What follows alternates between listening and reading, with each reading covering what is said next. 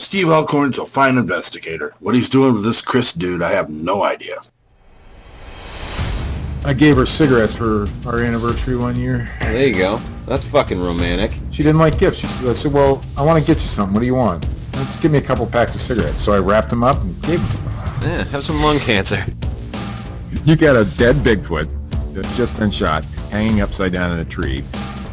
Though Meldrum was also careful to note, it's not a course about Bigfoot. It's a course about Fozzie Bear. Who's Fozzie Bear? Some say his father was half grizzly. Nobody believed he was real. As far back as I can remember, I always wanted to be a Muppet.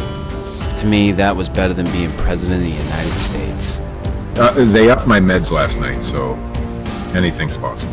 We're laughing at a story about dead people. I can't explain it, but it sure makes me feel like the spirits are happy. I mean, I guess you could say it might have been somebody's hand moving real quick, but it's not a fucking ghost. The jury's still out on that. See, your hoaxes come at you with smiles. They come as your friends. Pope Francis says doggy heaven is real, so your dog has a soul. Ah, so now the dogs can hang out with the pedophiles. Not Benedict, Francis, Pope Francis. No, I'm just guilt by association, Steve. Yeah, that's probably true. That's what they say when they talk about me and you. Yeah, there you go.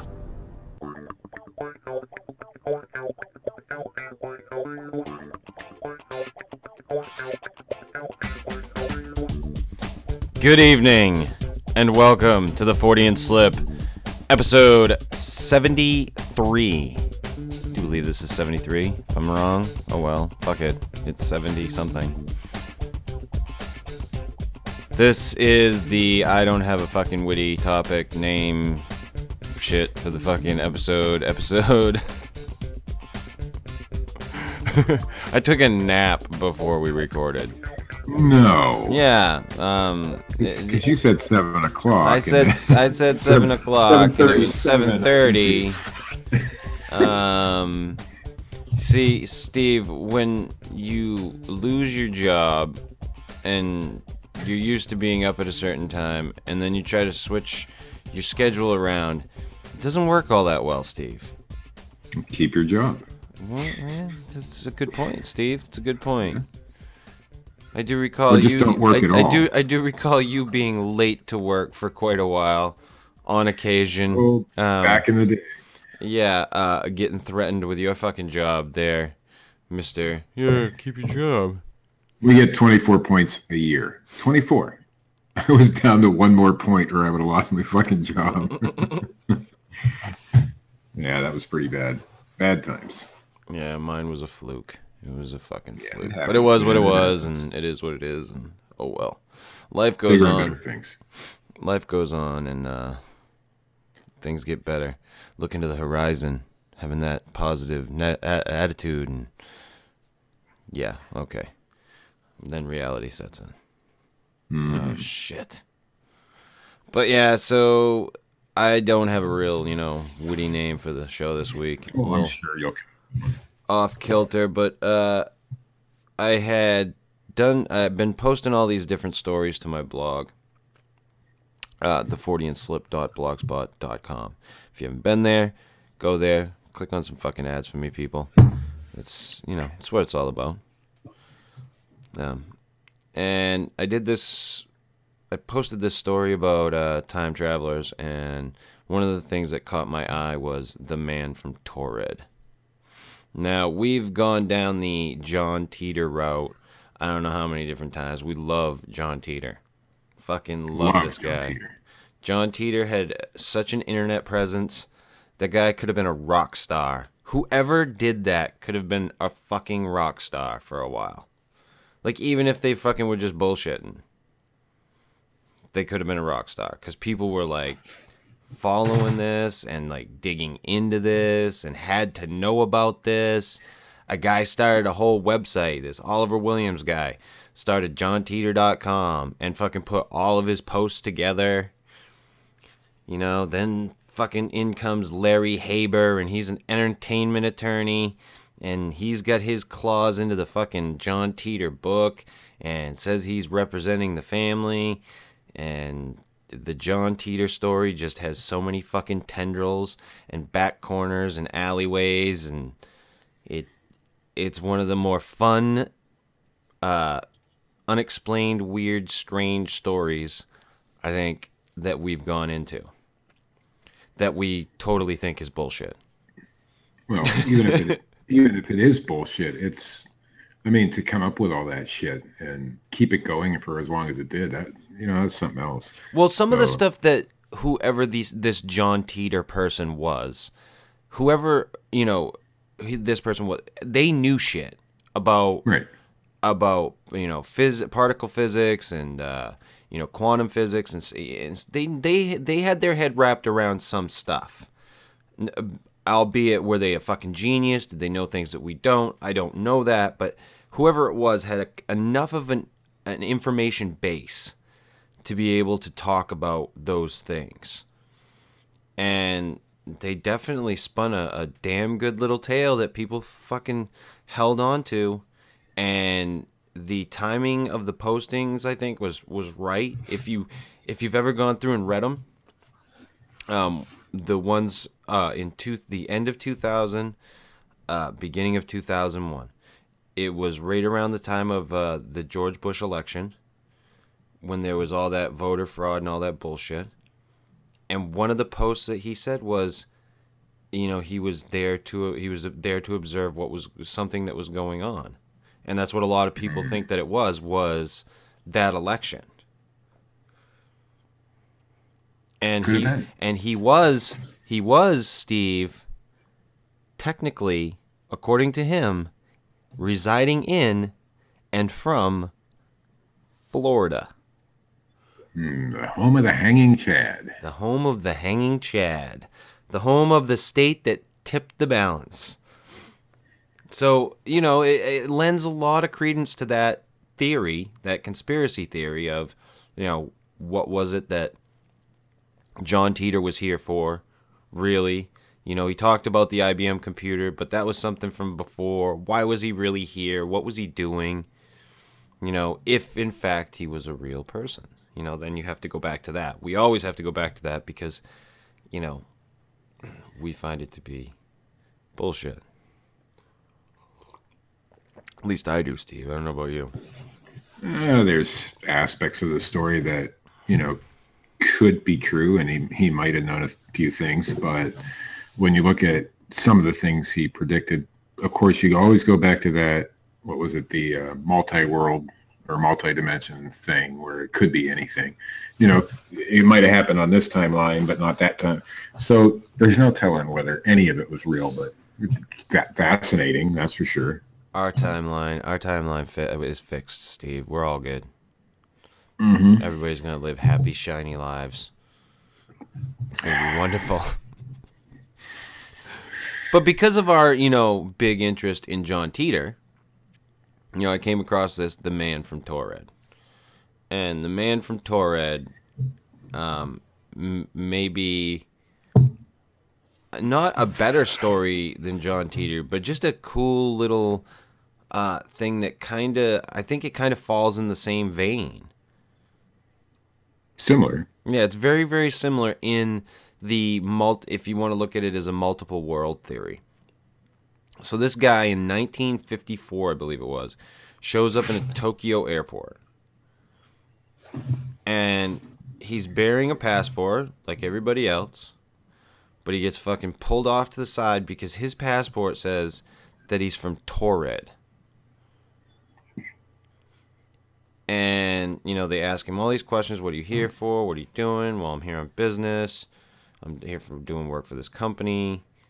But according to the company, they had no record of him working for them.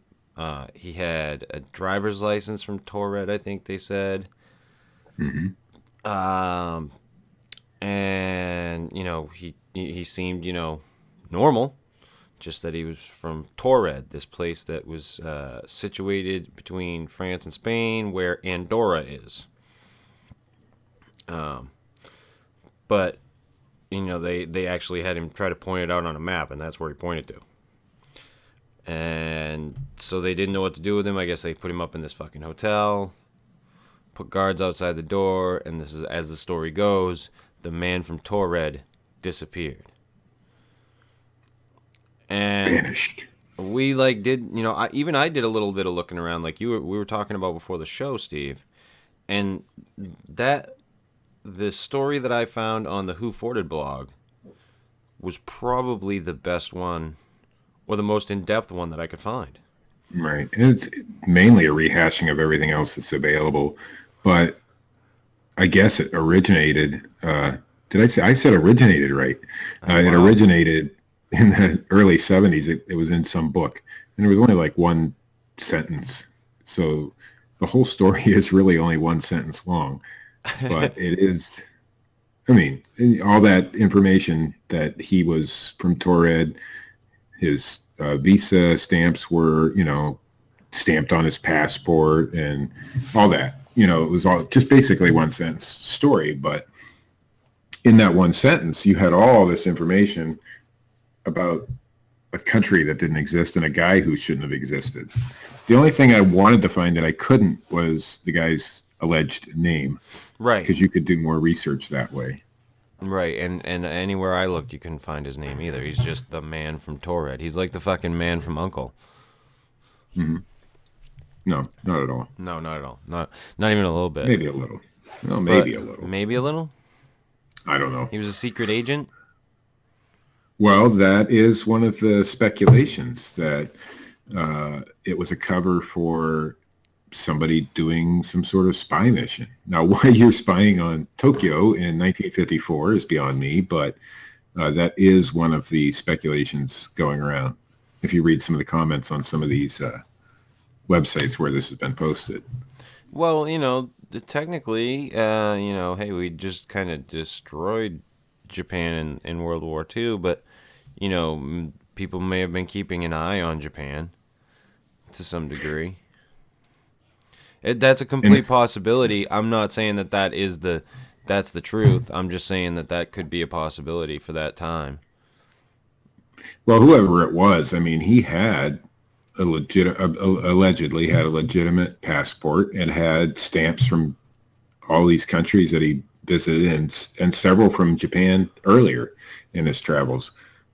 But his checkbook, his driver's license, and his passport all had the country of Taured on them, and none of those places, I mean, the bank didn't exist, the country didn't exist, none of that. So it would be really weird. Yeah, so this looks like if it is a true story, if this guy was from the fabled place of Taured, then it looks like it's one of those multiple world, you know, I don't know how he got here, but slips or whatever, you know, where a guy winds up somewhere else, you know, unknowingly. Because it looks like it's a case of he didn't realize what happened either. Mm-mm. He never made a claim like, I'm from another dimension or I'm a time traveler or anything. He just claimed that he was from the country of Taured. Right, and if everything about your world was the same as this world except for a country, you know, one country, would you assume anything was different? I apparently on his, if he was a, you know, multi-dimensional traveler or whatever, it would have been the same time period. Everything else would have been, you know, the cars, the airplanes, everything was the same. So until his passport was checked, he wouldn't have had any clue. Right. And he, you know, it looked like I said, from the story, it looks like he was just as taken aback by the whole situation as everybody else. Right. And the most interesting part of the story to me is that they put him in a hotel room and it was guarded by security all night long. And then in the morning, he was like gone. Yeah, he just and then all his passport disappeared, which was in alleged police custody, and all the documentation he had with him, because he had documents from where he was allegedly working and all that stuff. Right, the company that he was on business for. But it disappeared from separate places. He was in the hotel room, but his documents were still at the airport, basically. Wow. So, and that all disappeared. And that's, the most interesting point. Is it all bullshit? Most likely. And it's probably a story that some guy decided to put in a book way back when, and that was that, because there's no documentation stating that it actually ever happened. Right. That was the thing that caught me about it, was that, hey, if this all had happened, there would be some documentations from the airport, from, the police, from something. There'd be something somewhere. One comment I read on one of the websites that had it was like, well, if you were Japan, would you want people to know that your security was so shitty that this guy just disappeared and you don't know where he went? Yeah, so I guess that's a possibility, but that's a good point too. I mean, they are very much about outward appearances over there. Right. And it's the type of situation that goes on over there. I'm sure that there's some, maybe not as much now, but maybe back in those days, some hiding of, important information like that. But now, whether that happened or not, I don't know. I think the chances are probably not. But there's always the chance that story is true. We don't know. It's from a long time ago. But it could just be a story. And there's other stories. There's stories all the time like this. But, it goes back a long, long time. It goes back to the 16th century. And I was talking to you about the show earlier, before the show earlier, about Gil Perez. And he was just a Spanish soldier in the Philippines. And I guess he just all of a sudden one day showed up in Mexico out of the blue. And he didn't know how he got there. They didn't know how he got there, And this one, I believe, is documented. And that's from when, Steve? 1593 is when that happened. October 24th, 1593. So this type of story goes back far. Oh yeah, and people and people always go to like the fact that they have all those cave paintings. They get the clay tablets and stuff from that talk about the Anunnaki and shit, and there's the Egyptian writings that talk about different creatures and shit. Hey, listen, people bullshit. And people have bullshit for a long time. They've thrown fucking shit around. We come from monkeys, people. We come from primates. We're apes. At one point in time, we shit in our hands and threw it. Okay? Now we do it in a different way. Right. But the Gil Perez story, I think, has more validity, perhaps, than the Man from Taured story. And only because this guy said, hey, we were here guarding this place because the governor had just been killed by Chinese pirates and blah, blah, blah. And then, how long it took for news to get around. 2 months later, that all those facts came in. They had thrown this guy in jail because they thought he was, quote unquote, a servant of Satan, because they didn't know how he got there. And he was a Filipino in Mexico, But people had seen him in the Philippines on the 24th of October that year. So how could he be in two places at once, And quantum entanglement, Steve. Right. But it begs the question, Chris, have you traveled to another dimension and not even known it? Have I? Are we all the time? Taured, for example. It could be. Maybe we're doing it with every step we take, with every decision we make. The Man from Taured, he had no clue until somebody checked, if that's a true story. So something just seems out of place sometimes. Are we actually traveling into another dimension, or is it just happenstance? Well, I'm firm believers that we are time travelers, Steve, traveling 1 second per second into the future. I can't argue with that. I'm a firm believer in that. So, but as far as us traveling to different dimensions, I don't know that I don't personally know that it is possible. I can't say that it's not. I think there was was it a Twilight Zone? Or I don't know if it was something like that, but there's an old story about an entire airplane that was like, it just vanished in thin air. You ever hear about that one? No. And they never found the plane or anything. It didn't crash. MH370, yeah, it happened not that long ago from Malaysia. No, it was a different one. They never did find that one, did they? No, they haven't. But no, this was a long time ago. I guess the airplane, vanished out of thin air. They never found any, and it was over land, not over water, apparently. But they never found anybody, and the speculation was that they traveled either in time or to another dimension. So these stories are out there, and some of them can be documented as at least partially true. The Man from Taured can't because nobody has the guy's name or anything. Any But documentation. why would you make that up? I mean, I don't know. If it's true, why would you just change one thing about the entire world? The name of your country. Why would you go through the extent Well, of making if it's a not passport? true based on the person who put it in their book, then it could have been somebody Right. saying, "Hey, this would be a cool little story." I To guess it add. was in with other similar stories, of people out of, I don't know what the real term for it is, but we have out of place artifacts, so we could say out of time people or whatever. So it was in with a bunch of those kind of stories originally. Right. And like I said, it was only one sentence long, but it's the one I think that had the most life to it because we're still talking about it today. Right. And it is a cool story. It's an interesting little story, is what it is. Is there's not too much for it. It doesn't go like way in depth. It's just a really simple tale. And like you were saying, I guess I never checked into the book, so I didn't know it was like just this one sentence or so in this book. But it, I read the article on the Who Forted blog, and I was just like, it's simple, it's wrapped up, but yet they say, there's no documentation on it. It could be fucking completely Right. bullshit. It probably is because there's no documentation. But it, like I said, it comes back to that whole John Titor thing where I like the little story. I like it. I like the Man from Taured.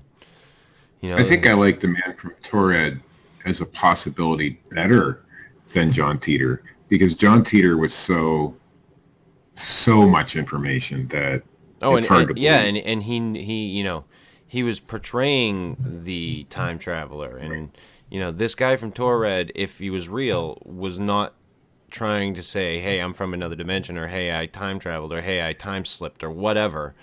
He was just like, "Hey, I'm just supposed to be here on business."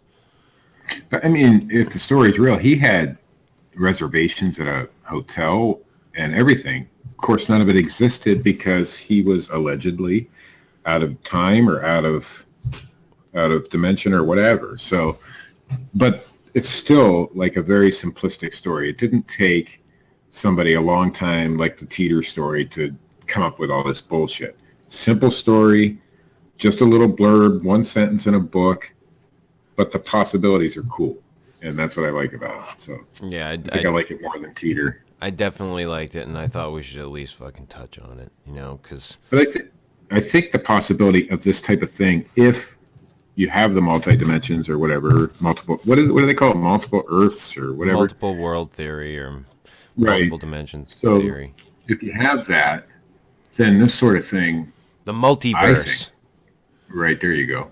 I think this sort of thing could be a regular occurrence and you'd never even know it. Yeah, it's very possible. Very, very possible. Moments of deja vu could be us seeing into these other dimensions.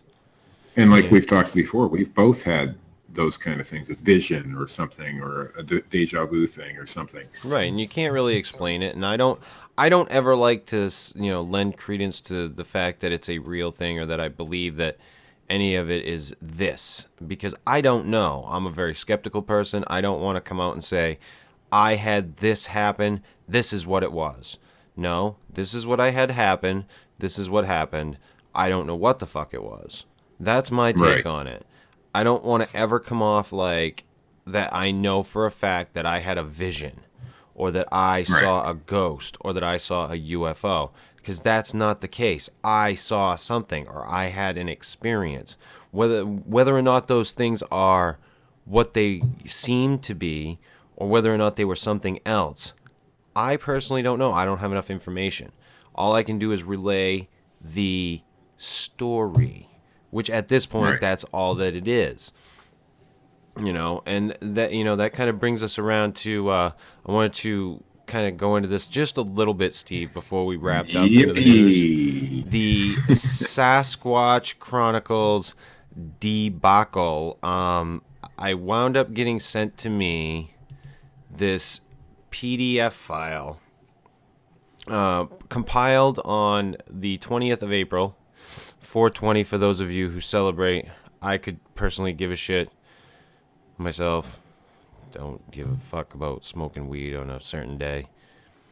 No, But it this shouldn't be just one day. Yeah, exactly. Come on now. There's all kinds of other days in the year, people. Right. But this woman, I want to say woman. I think it's a woman. If the name is It's a Alana. woman for sure. Yeah, it's a woman. Alana Ennis, or I don't know how the fuck you pronounce that. Yeah. Do believe she's from Australia. Went through and compiled like everything that went on with this whole debacle. She went balls deep, people. If you want to look into this thing, it's the Sasquatch Chronicles Revealed. Steve's read a little bit more about it than I have. Yeah. I didn't. I cursorily looked over it and went, "Wow."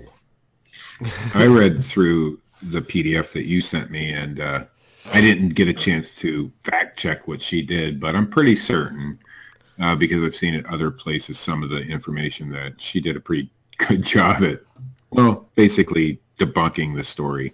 And that would be the story of Wes and Woody's sighting. Right.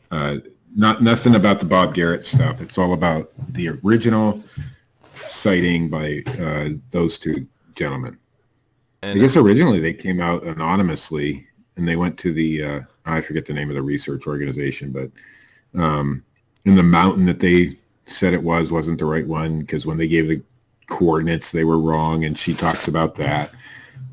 She talks about the fact that the moon had already set at the time that they said that there was a full moon, and then the solar flare story was bullshit. Well, she didn't say that. I mean, she pretty much did it. she documented in a it way. based on what the information for those dates was concerned. Right. She didn't make an opinion one way or the other, but obviously the opinion is that the story's bullshit, because the solar flares did occur on those days, but they were pointing away from Earth. You would not have been able to see them. Because when the full moon story kind of fell through, they went to solar flares, and maybe that's why it was so lit. But in the original story, several times they had said the full moon was to our back or whatever, and so it just turns out to be a bunch of bullshit. And she did a great investigating job. She actually talked to, what's her name, Shannon LeGros. And the gentleman's name, oh God, Will Jevning. Will Jevning, yeah. She talked to both of them and got their side of the story. I don't know that she tried to contact the other guys, but she did a good little piece of investigative work there, and I give her props. She did better than I could have done, I think. Yeah, that's very well put together. If anybody wants to take a look at it, I don't know where you can get it, but if you look up, the Sasquatch Chronicles Revealed and Alana Ennis, Ennis, I'm sure you'll be able to come across it. It's definitely an interesting read. Perhaps, Chris, one of us can contact her or try to contact her. I know she's on Facebook. Maybe she'll let us repost it on the Fortean Slip blog or something. Blog, or maybe she'd be willing to do a small interview. Who knows? Hey, that would be cool too. That would be cool too. So, well, I want to start. I just want to say one thing about her. She was a believer in the story before she got into all this, and then things just didn't add up. And so she kind of went from a believer to, hey, wait a second here, let's do some checking. And that happens a lot in these instances. You start you get into these stories, this information, these types of cryptozoology encounters or paranormal encounters, and you just keep finding out more and more and more that it's a lot of horse shit. And you got to sift through a lot of horse shit. It would have been nice had her investigation turned up the other way. You know, okay, yes, there was a full moon, or the solar flares were here, or it wasn't foggy, or, you know, that kind of thing. But it didn't happen that way. Right. And that's the way it happens 99% of the time.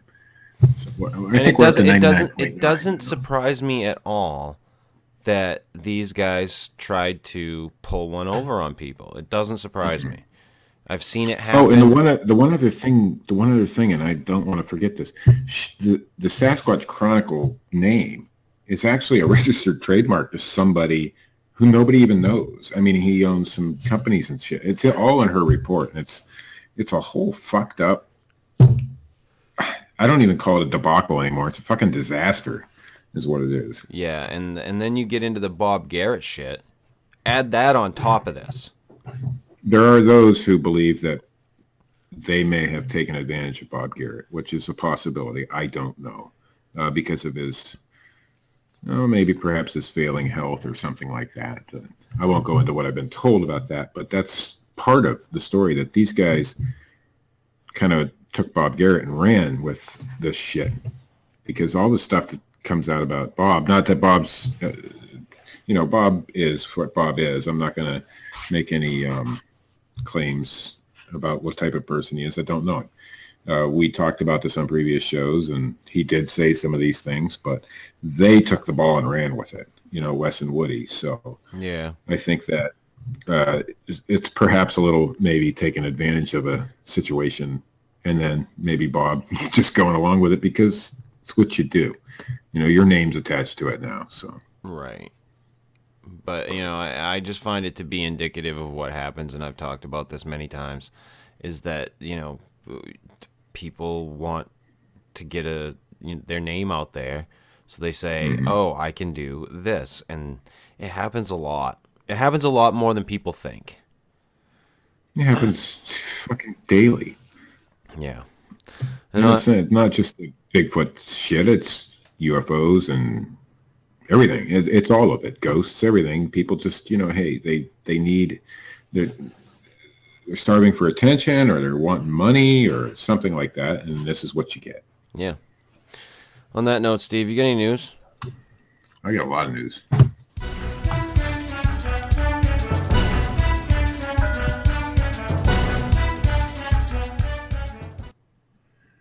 And I just found this one actually right before the show. I like it, so we're going to read it. Oh, okay. From www.11alive.com.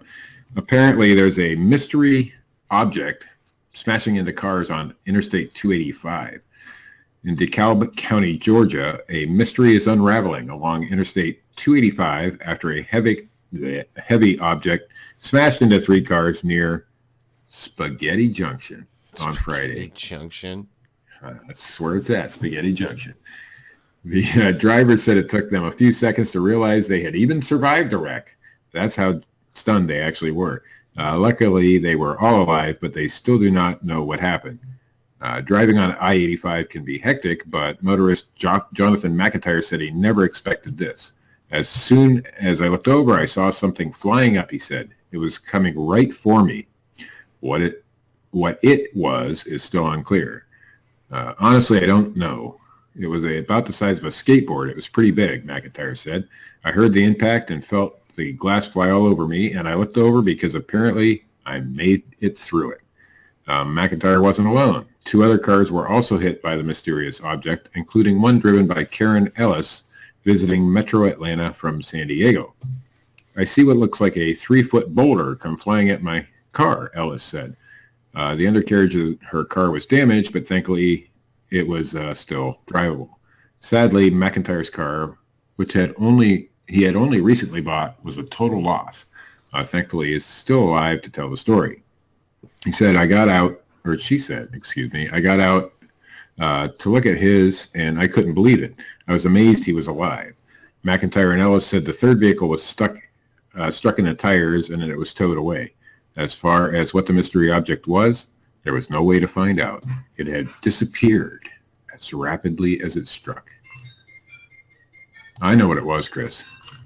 A block of ice? Aliens. Oh. Oh, aliens. Aliens. And your phone? I put it in the other room on purpose so it wouldn't interrupt the show. Billionaire phones for you founder claims it goes to... I put the cats outside. They got back in somehow during the show. I wasn't going to mention it. The phone was in the other room so it wouldn't ring. You know, that kind of thing. Clay isn't here. That was probably him calling, hey, when are you going to come get me? Billionaire phones for you founder claims a ghost of a murdered child is haunting his mansion. This is from the metro.co.uk. This made, hold on, I lost myself. Story. He might be the billionaire founder of Phones for You, but that doesn't mean John Caldwell doesn't believe in the supernatural. This may be why he thinks his massive Jacobean mansion is being haunted and by the ghost of a child who died in the English Civil War, no less. The 62-year-old businessman said guests at his 50-room house in Staffordshire have experienced vibrating beds. Until people rush past them on the stairs. No, that's just what his wife's busy doing at night. It's probably after they put the quarter in the thing in the slide on the side of the bed. You ever see those in the hotel rooms? Those are pretty cool. I've never seen one in a hotel room, but I know what you speak of. Yes, I've seen them on TV, but it would be kind of neat. He said the spirit is that of a little boy who died during the conflict. Mr. Caldwell explained the little boy was alone in the house. All the men had gone out hunting, and the Cromwellians came down the drive. He shouted, "We are for the king!" And one of the soldiers lifted a musket and shot him dead. He fell in the long gallery, crawled into one of the bedrooms, and bled to death. He even cited a legend that bloodstains have been seen oozing through the walls, although Mr. Caldwell admits he has never experienced that particular phenomenon. Despite this, he said he has no qualms about living. No. And it's just the ghost is friendly. People who think they are in tune with the spirit world always say they can feel something, but it's warm, not malevolent, he said. They can feel something, but it's warm. It's the gentleman pissing on them.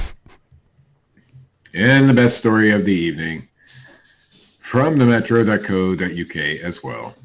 Remember your loved ones by putting their ashes in a dildo. Yes. How do you want to be remembered when you die? That's what I want, Steve. Put my ashes in your dildo, honey. Would you choose? How about having your ashes used in a sex toy so your partner can remember you more? So your partner can remember your more intimate moments together. Probably not the most obvious answer, but designer Mark Sturkenboom hopes it will catch on.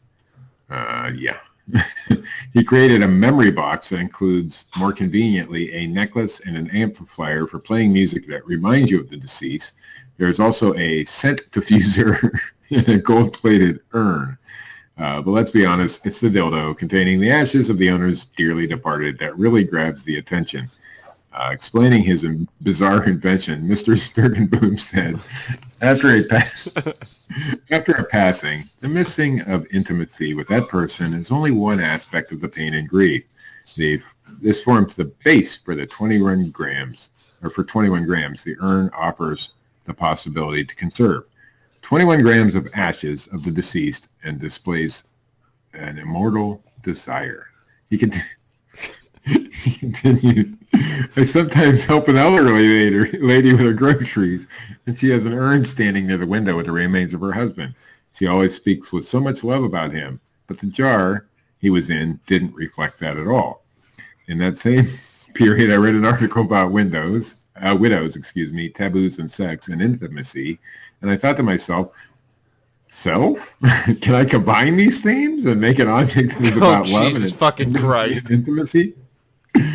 The box is called 21 grams, said to be the weight of a human soul, and that was his answer. And that, Chris, is the news. 50 Shades of Ashes. Holy